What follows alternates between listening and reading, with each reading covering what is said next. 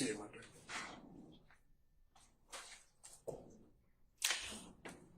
All right. Hello again, Mr. Copeland. Your attorney, Mr. Melnick, is with us by Zoom right now. You can see him on the video screen and he can see you. If there's any time you want to talk to him privately, let me know that. And I know y'all have had an opportunity since you and I spoke this morning from the bench in the stand to talk about the fact that the state is not interested in you pleading the fifth, and in order to avoid you pleading the fifth, they have secured an order that says you now can be essentially compelled to testify, because we are acknowledging that anything that you say, we cannot prosecute you for a crime other than perjury or false statements based on something that you might say that would otherwise incriminate you if it weren't for this immunity order. And if knowing that you still choose not to testify, the court can and will hold you in contempt. And what happens in that event is that you go to jail. And the length of time that you could be held in jail for, if you don't change your mind and say, okay, I guess I will take the stand, is through the end of this trial. I don't know how long it's going to last. I think previous projections had been February or March of next year. I don't know yet, but I guess that's not outside the realm of possibility. But it would only be through the end of this trial. It would not be through the end of whomever else might be severed from this case and tried later.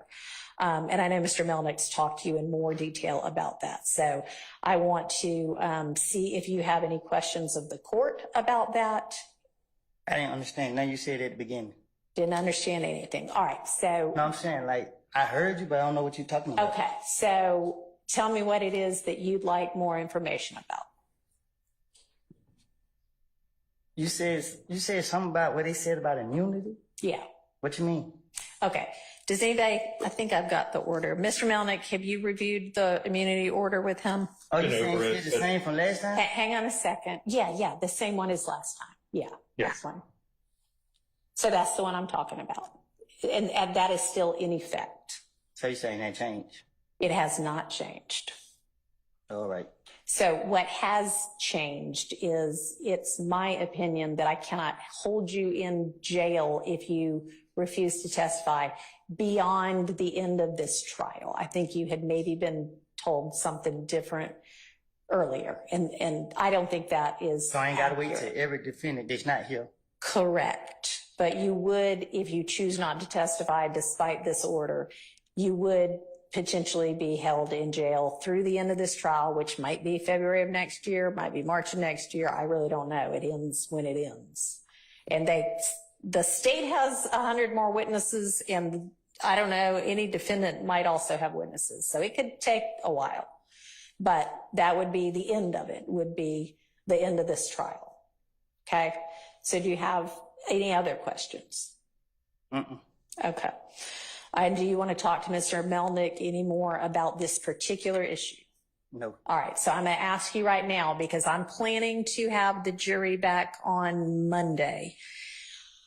And I am going to tell them, we would essentially start over, because I want you to have a voluntary, to an extent, choice and knowing choice whether to take the stand and be questioned and cross-examined or not, knowing that if you do, other than if you lie, as Mr. Melnick's discussed with you, and it's something the state knows and can prove, they could charge you with perjury or false statements, but they can't, if you incriminate yourself about another kind of crime, they cannot use that to charge you with a crime. And they can't say, Well, can I speak?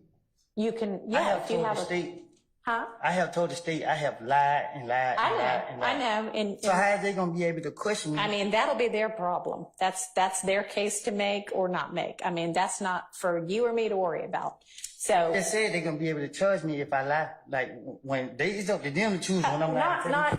not prior. You've said you've lied and lied and lied in every, I don't know what you've said, but let's even say you've said you lied in every statement you ever gave to the police.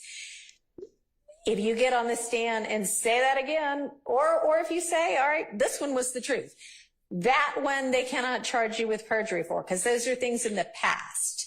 What they might be able to charge you with is, I don't know, I mean, give me an example of something that you know he didn't do, and well, maybe not. Never mind. Don't do that. Can I give you an example for what they told me? Yeah, yes. And then I'll see whether that's what I think or not. Yes. So she said that the only reason she won't lock me up, I just want to know if it still applies.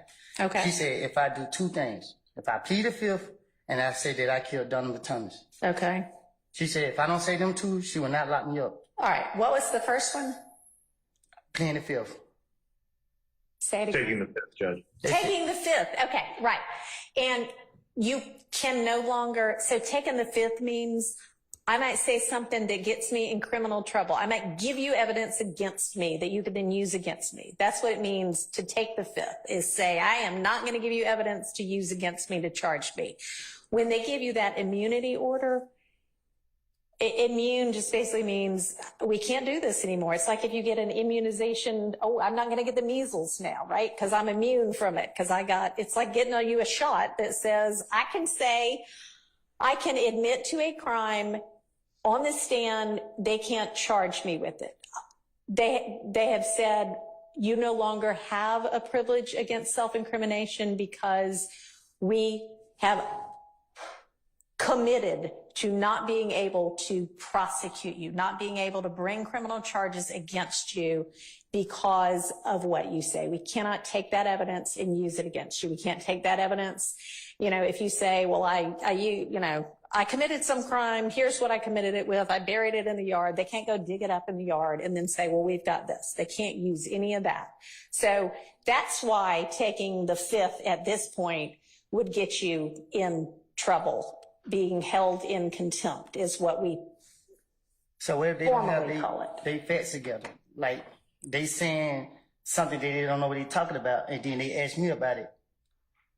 They can ask you about anything they want to. If in your answer you admit to a crime, they cannot charge you with that crime. Now, if you admit to a crime and they have evidence that is pretty certain that you did not commit that crime. For instance, somebody gets robbed yesterday and they have proof that you were in Europe yesterday. There's no way you could have committed that crime, but you say, yeah, I committed that crime yesterday. That was here in Atlanta when they know you were in Europe.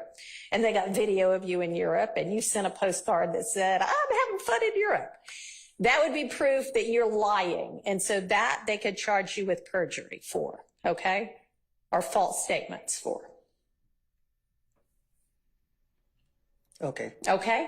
So what I want to know from you is when we have the jury back on Monday and you're still under subpoena, so you're still obligated to come, and I'm asking you now, when they're like, all right, we're calling Kenneth Copeland, are you going to say, okay, ask me what you want to ask me. I'll tell you whatever I'm going to tell you.